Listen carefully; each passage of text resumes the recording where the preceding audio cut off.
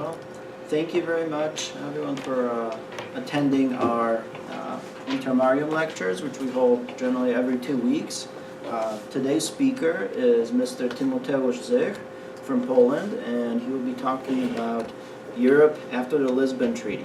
And he is asking the question whether EU member states are still sovereign.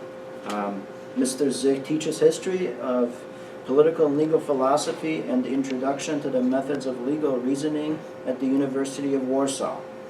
He also has a law degree from the University of Warsaw and a degree in humanistic studies from Artes Liberalis Academy, an inter-university program established by 8 major Polish universities. He also studied law at the Humboldt University in Berlin.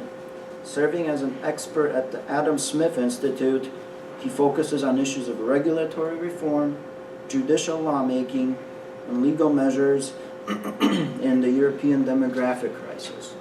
Mr. Zich was awarded numerous research grants and scholarships, including scholarships for the best young scholars at the University of Warsaw. So we're very happy and proud to have him here. And Mr. Zich, the floor is all yours.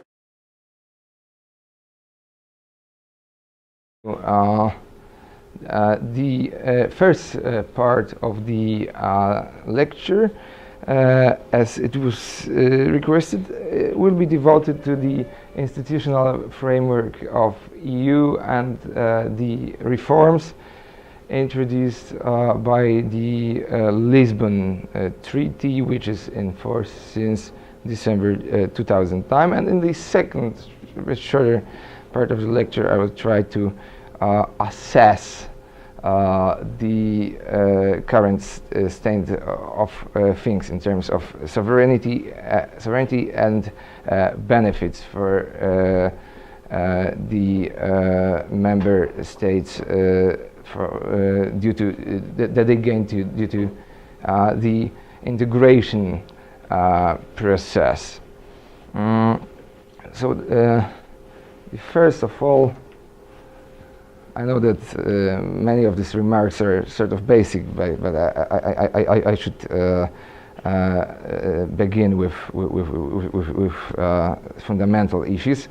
The European Union consists of 28 member states at this moment. Here is the map of all member states of European Union. And here is the timeline that shows history of the communities.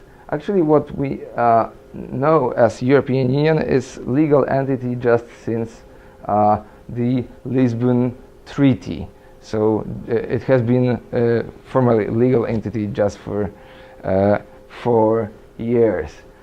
Before Lisbon Treaty, the previous European treaties established different communities like European Atomic Energy Community, European Coal and Steel Community, European Economic Community, and so on.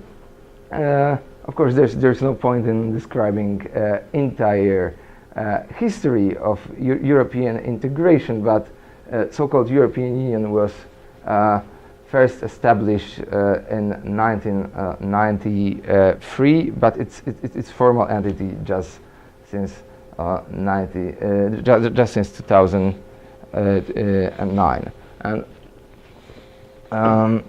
as you see in this timeline, there's a gradual process of integration. So these community institutions throughout the years since the 1950s have been empowered, have been strengthened, and they have much more competences, many more competences than 10, 15, or 50 years ago. They're stronger than ever before in history. I will discuss it in details in one moment. These are not literally pillars of European Union, but I would say most important factors of European integration. The first of all, it's a single European market that started back in the 1950s, and it's something more than just a free trade zone. It's based on so-called four basic EU freedoms. That is the freedom of movement of capital, of services, of goods, and of people. The other thing is political integration that followed establishment of the common market in the early 1950s, and this political integration is a process that is currently taking place. Of course, there can be no proper political integration without legal integration of the European community. So the central, I would say, central EU institutions are empowered to issue regulations, different form of regulations that are binding in all of the member states. That is particularly important in terms of what I will be speaking about in later part of the lecture. So the central EU institutions issue regulations, directives, regulations that are being applied directly. They are directly, I would say, directly binding in all of EU states. Directives that are also binding, but not in a direct way. They should be implemented in the EU states by certain terms established, and the member states are responsible for the implementation, and decisions which mainly deal with particular issues that are just being decided in a central moment. But there are those three main sorts of regulations in EU. As far as I know, throughout previous 20 years, there were approximately between 1,000 and 2,000, not just regulations in the strict sense, but all sorts of legal measures enacted by EU a year. So there were between 1,000 and 2,000 legal acts being issued by EU institutions. The other thing that's important in this process of integration is cohesion policy or solidarity policy. That's mainly based on so-called structural funds that are aimed to close the economic gap between poorer and richer regions of the EU, or we could say poorer and richer countries. So it's the other important idea. And the last one, which doesn't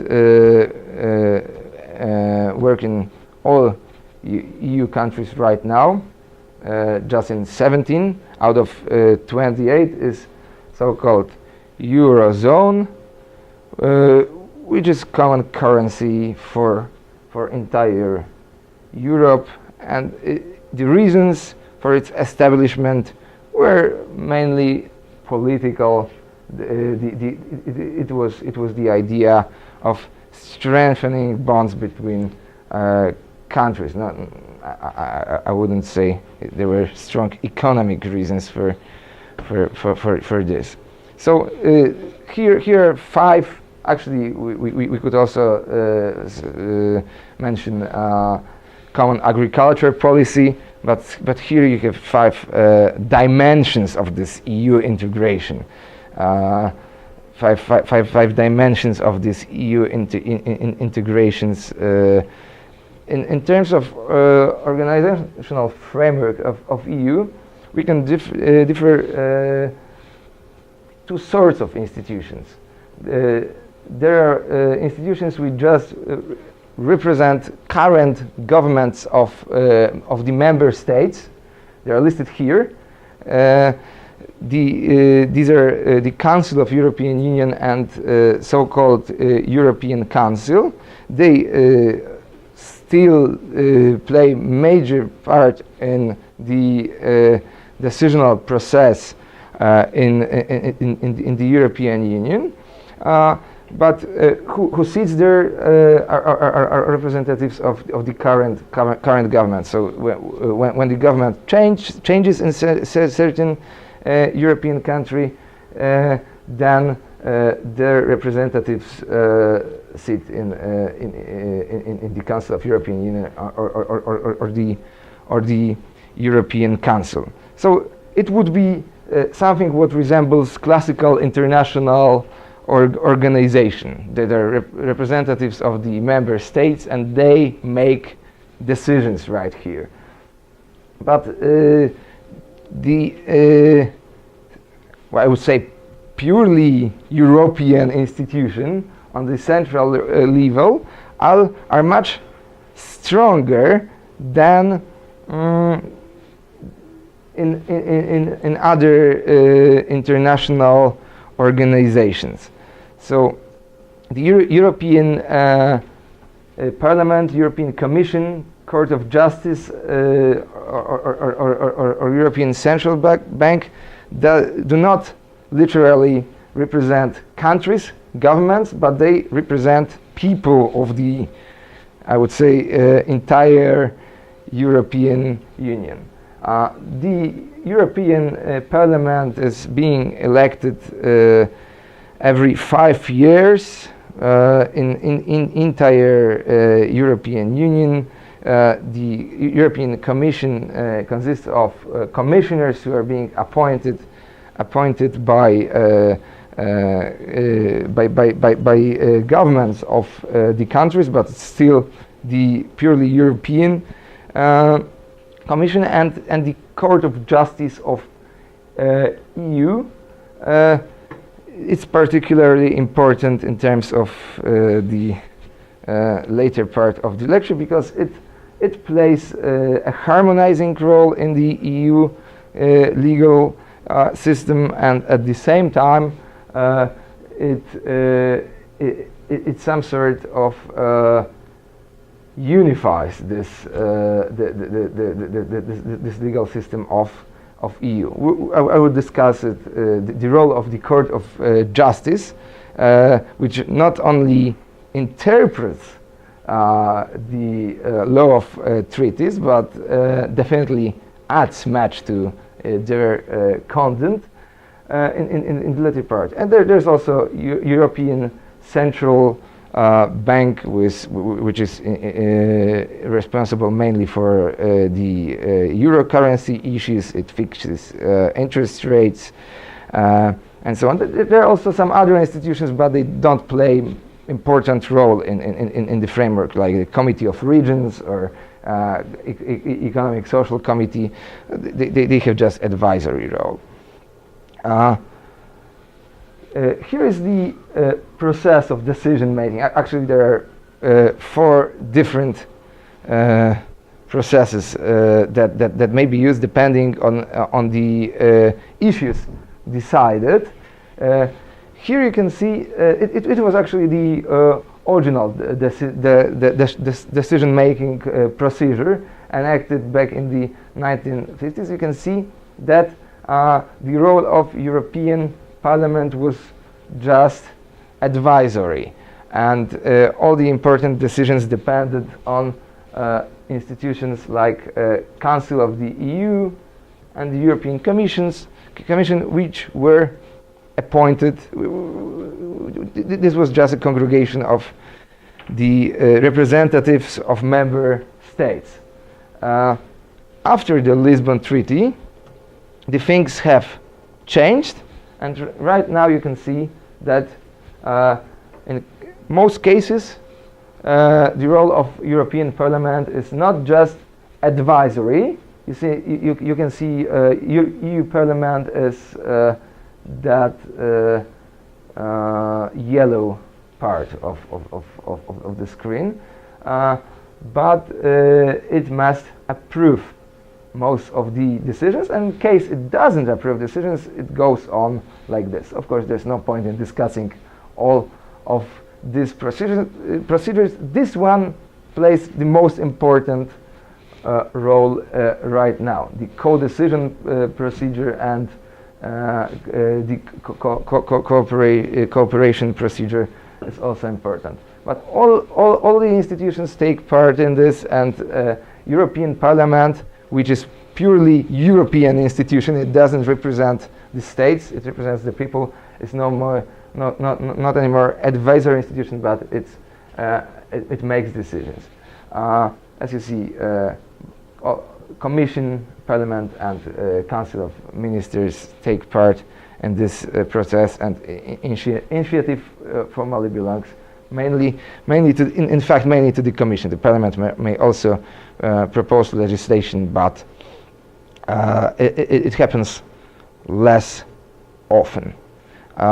So what we see from this part of presentation is that Lisbon Treaty, which increased the role of the co-decision procedure, empowered the typical European institutions,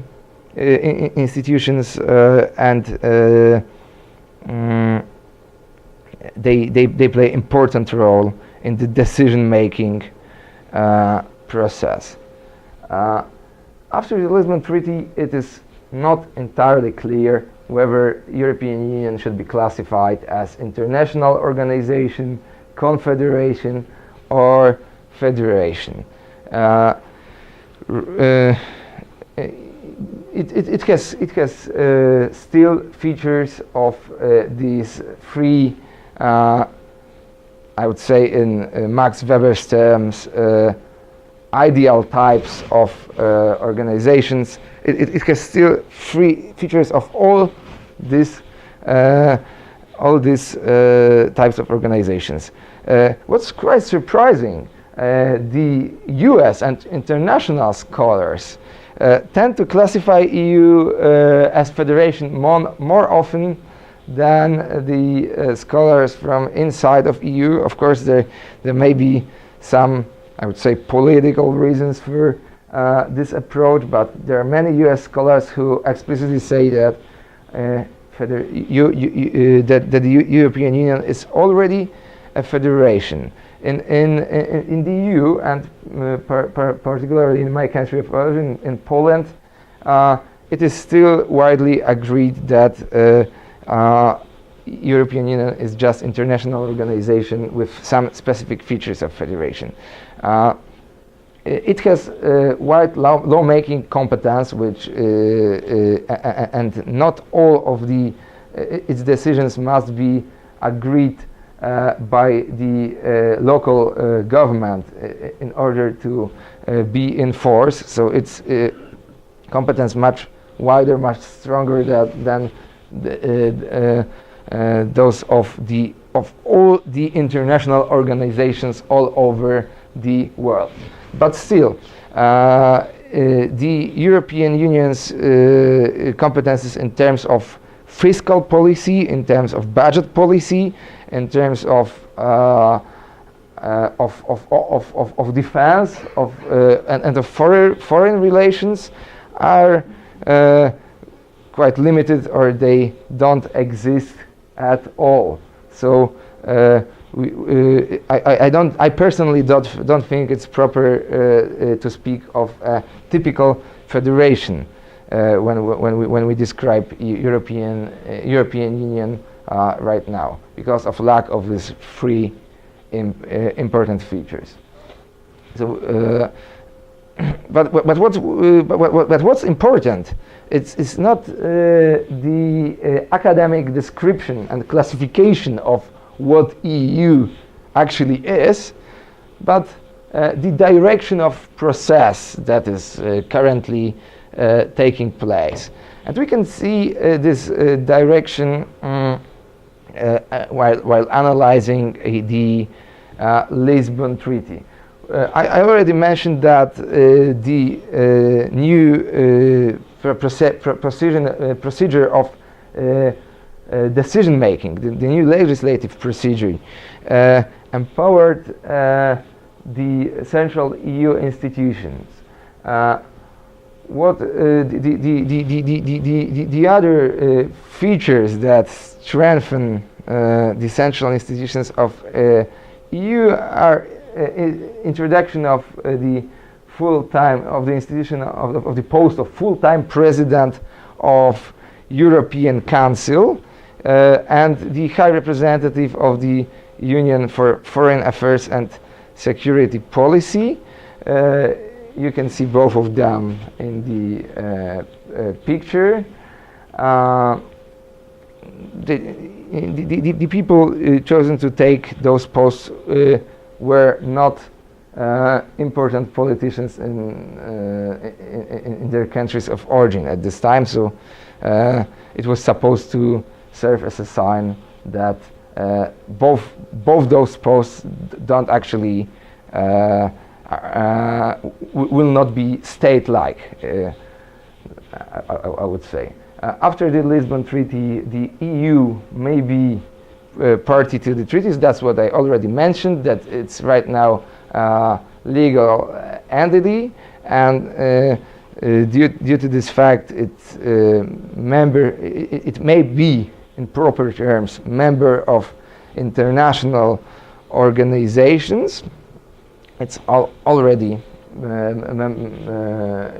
taking part in some of important organizations, just like G20 group or OECD or G8, but it can be formally taking part in organizations based on the treaties. It's also something more than the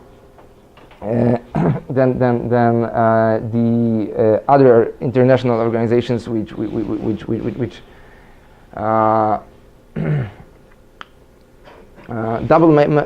the other thing is the importance of so-called double majority voting was extended. What does it mean?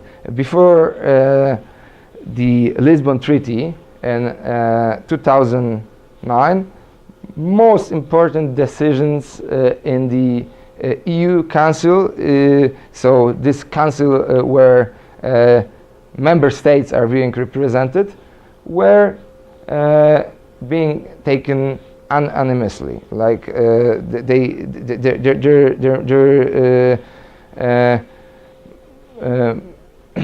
all the member states had to agree on the decision. There could be no properly important legislation enacted without consent of all the member states of EU. Now, since 2009, so-called double majority works in most of cases in terms of most decisions that are being taken by EU institutions. It means that what's enough to enact certain sort of legislation is majority of 55% of states and 65% of population of the EU. That means that certain regulations may be imposed contrary to the will of the other states. Of course, there are also some veto regulations introduced at the same time, but still they don't refer to all the affairs that might be decided by a double majority. So, contrary to what was happening, what was in force before the Lisbon Treaty, right now the majority of states may decide contrary to the will of the minority, and it's and the decisions are still binding. The Lisbon Treaty, as we see, empowered EU institutions, strengthened the central institutional framework of European Union. Of course, it's less than the architects of EU initially proposed. The original version of Lisbon Treaty was called the Constitution for Europe, and the level of integration that was proposed in the draft was much deeper than it finally was enacted by the Lisbon Treaty. But the Constitution of Europe was rejected by 2 member states in referendums, in the popular vote. It was rejected by France and the Netherlands. It's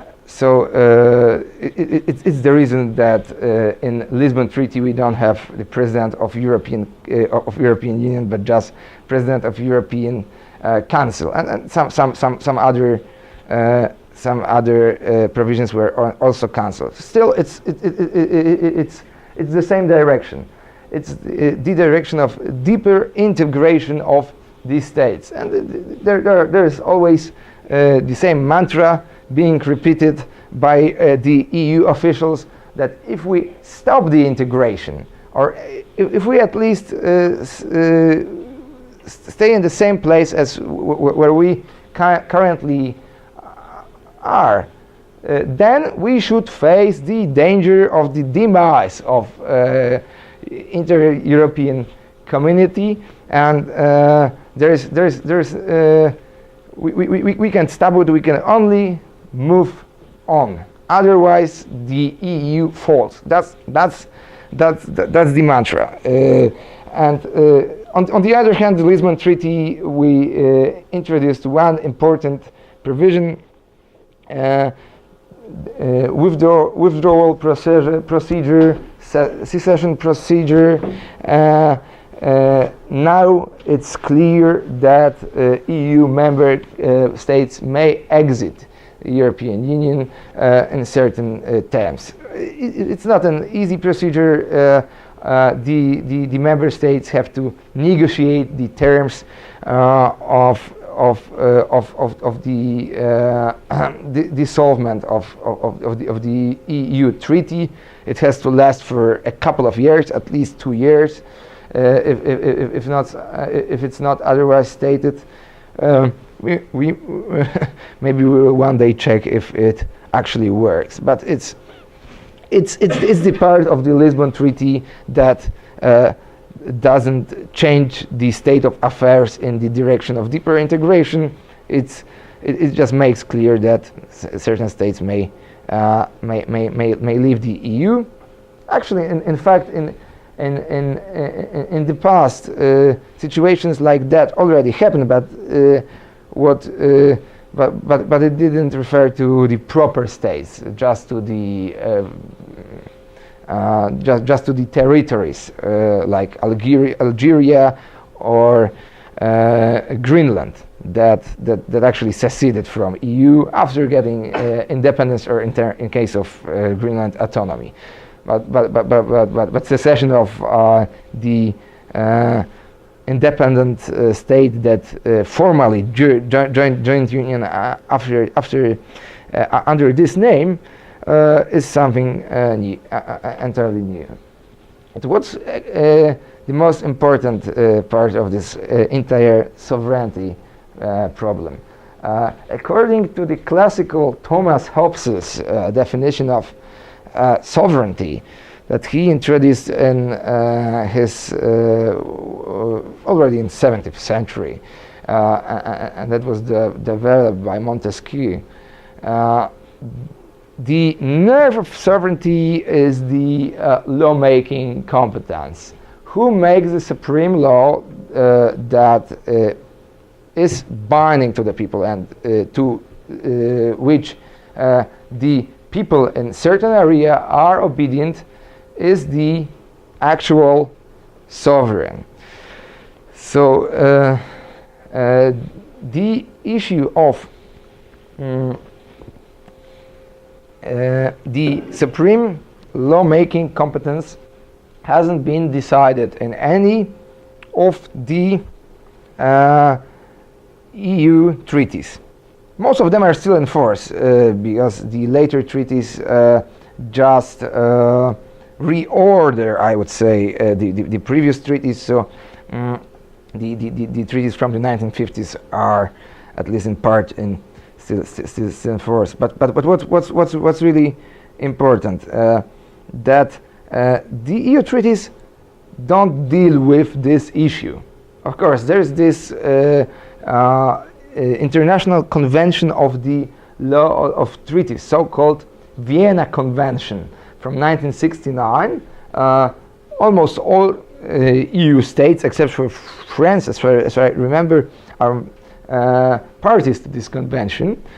And what's really important is that this convention says that in case of conflict between internal law and provisions and regulations of the international treaty that the country is subject to, then the international treaty actually should prevail, that it should be applied. On the other hand, all the states in Europe still have constitutional provisions saying that their own constitutions have supreme power in internal law. So there is obvious conflict. There's an obvious conflict, and I think that the issue of lawmaking competence is the thing that is crucial to decide whether EU states are still sovereign or not. As I told, there are no provisions concerning this topic in the treaties, but already in 1962, in decision Van Genden Laws, the European Court of Justice, which is currently called the Court of Justice of European Union, it changed its names throughout the years, but the abbreviation ECJ still works. Already done in 1962, the Court of Justice of EU of the European Communities, to say it properly, because the names of EU also evolved throughout the time, declared that the rule of supremacy of community law over the internal law legal provisions of particular EU countries. 8 years later, this rule was confirmed in Handelsgesellschaft decision, when ECJ ruled that even in case of conflict with constitutional provisions, the community regulations should be applied. So that's what ECJ says. That's what European Court of Justice says. On the other hand, there are constitutional courts of all the European countries. The country the court that responded the European law scholars call it dialogue, but as you will see, it's specific sort of dialogue, because both courts are saying just contrary statements. So German Bundesverfassungsgericht, just 4 years after this Handelsgesellschaft decision, issues decision called in literature Solange eins. Solange is German expression for as long. And what it says is that as long as German constitutional standards of fundamental rights protection are higher than EC standards, European Community standards, German internal law may prevail over the law of EC, then it should be applied in first place. That's the Germans Solange eins the decision. A couple of years later, in so-called Solange II, the same court stated that the standards of fundamental rights protection in EC law are already as high as in Germany, but as you see, the first statement is much more important. After enactment of European Union Treaty in 1992, after the treaty was signed and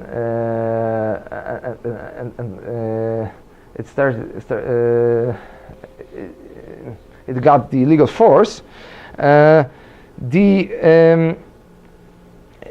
Bundesverfassungsgericht had to check if it complies with German constitution.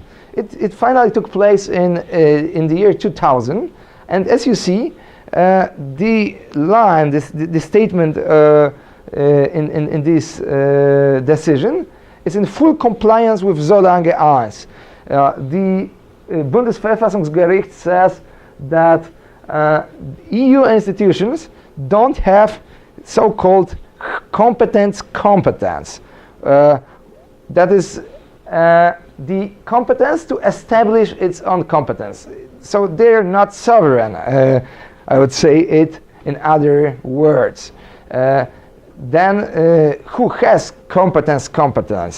These are herrende Verträge. So the rulers of the treaties and the member states are still rulers of the treaties. So then, who decides? The member states decide. They are sovereign entities, and the EU law should be applied only if it's in compliance with fundamental constitutional provisions of internal law. Because we are having intermarium lecture, I should underline this Polish, Central European, in this case Polish, context of the issue. The Polish Constitutional Tribunal, just after the Republic of Poland joined EU in 2004, decided the same issue, and it almost exactly repeated the statements of Bundesverfassungsgericht. So the Constitution of 1995 has supreme legal force in the Republic of Poland. But you know, the situation was quite different in terms of that there was explicit regulation in the Polish Constitution that the Polish citizens, the extradition of Polish citizens was to abroad in certain times was forbidden. So there was explicit, obvious conflict between the European regulation of so-called arrest warrant and the provisions of Polish constitution. As far as I remember, it was Article 55 of the constitution. So what's the conclusion right now? We just joined EU a year ago. We are trying to assess, the Constitutional Court is trying to assess if the EU law is in compliance with internal law of Poland, and we see that at least in one point it's definitely in compliance. There's definitely conflict of laws. Polish constitutional law Polish Trybunał Konstytucyjny had no doubt, and it offered three options. The first one, to amend EC law. The second one, to amend the Polish constitution. And the third option, to withdraw from European Union.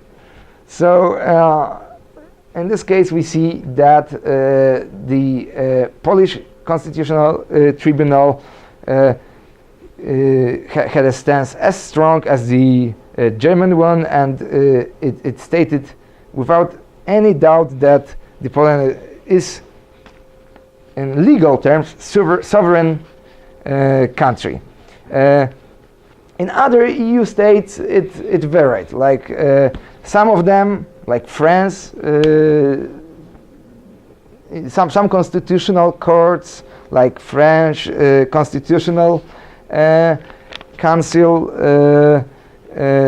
just repeated what Germans said, and they firmly held that internal law is supreme.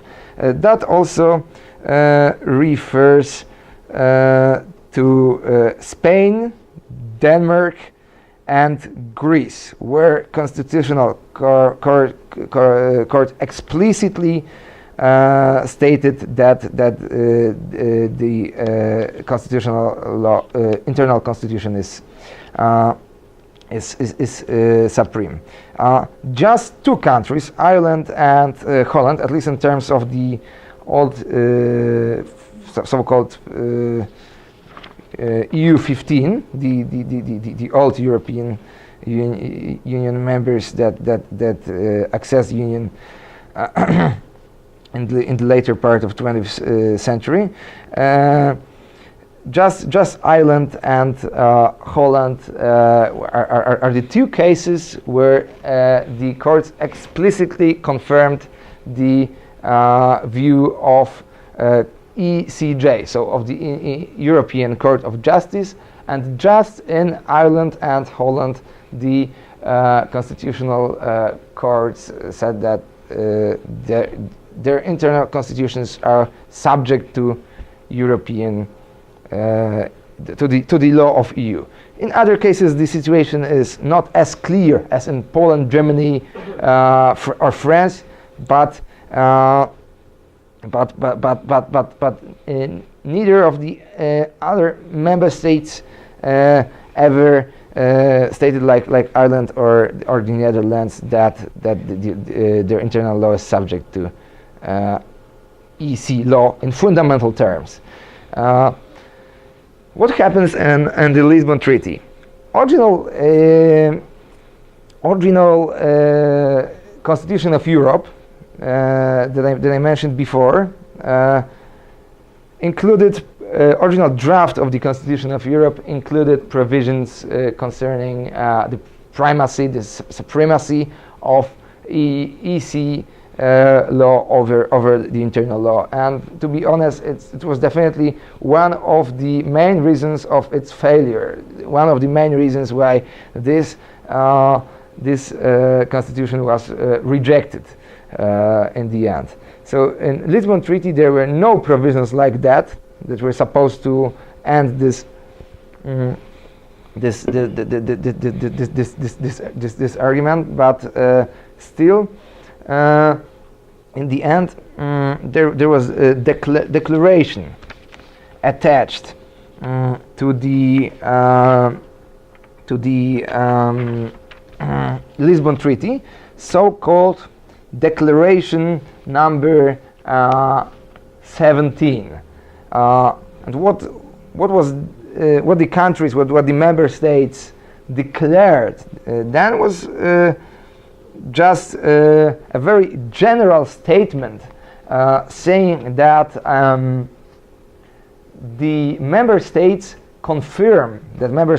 affirm the practice of European Court of Justice concerning the practice and the jurisdiction of expressed in the decisions of European Court of Justice in matters of the supremacy of European law, or actually of the treaties over the internal law. But there was no mention of constitutional provisions in this declaration, and according to the amended article of 51 of the European Union Treaty, the member states are bound only by the main part of the treaties, by the treaties and the protocols attached.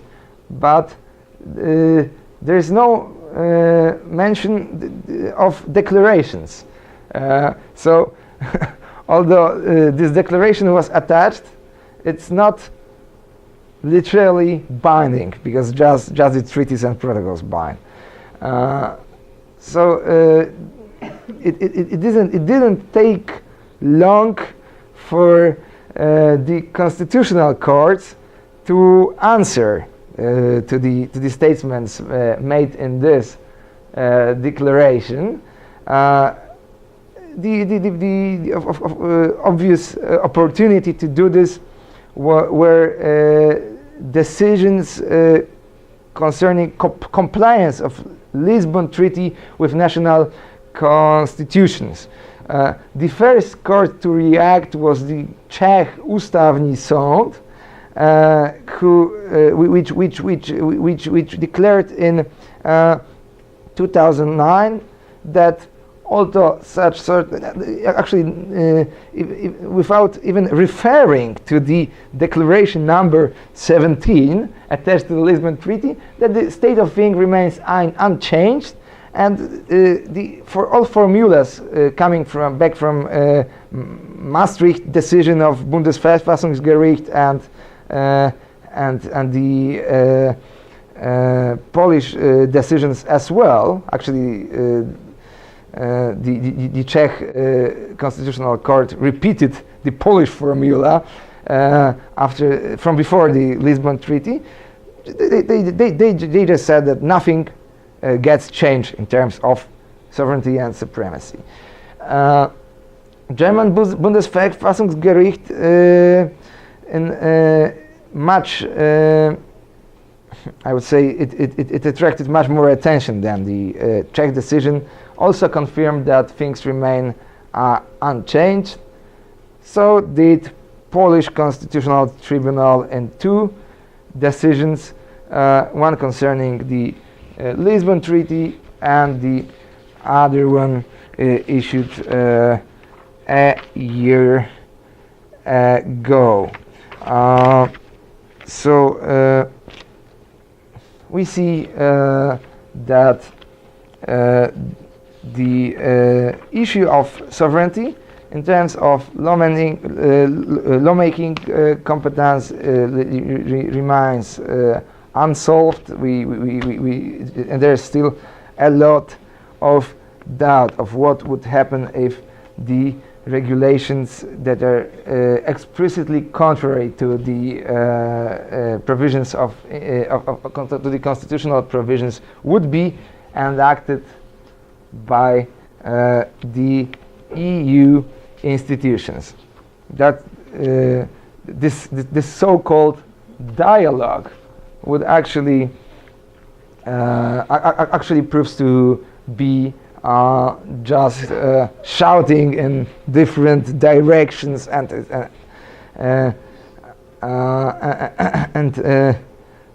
we see that with very few exceptions, which I mentioned, most of European governments do not affirm the statements of ECJ. So it's the end of the first part of presentation.